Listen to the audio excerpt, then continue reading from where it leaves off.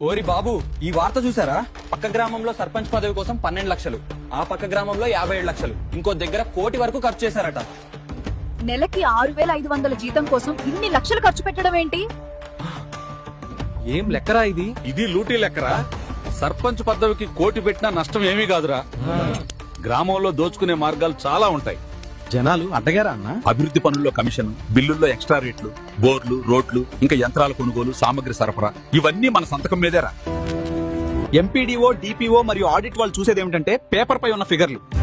ఆ కాగితాలు వాళ్ళకి సరిగానే కనిపిస్తాయి, కానీ గ్రౌండ్ లో జరిగేది వేరు. ఎవరు అడుగుతారా? ఎన్నడన్నా యువత గ్రామ సభకు వచ్చి ప్రశ్నించడం చూసిర్రా?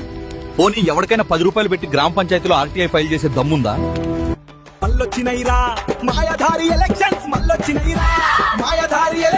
రైట్ టు ఇన్ఫర్మేషన్ ప్రకారం మన గ్రామానికి వచ్చిన డబ్బు ఎంత, ఏ పని మీద ఖర్చు చేశారు, అన్ని వివరాలు ఒక్క ఆర్టీఐ వేస్తే మీ చేతిలోకి వస్తాయి. యువత గ్రామ సభకెళ్లి వాళ్ళను ప్రశ్నించండి. పనుల వివరాలు, బిల్లులు, పనుల నాణ్యత ఇవన్నీ ప్రజల ముందు మాట్లాడాలి.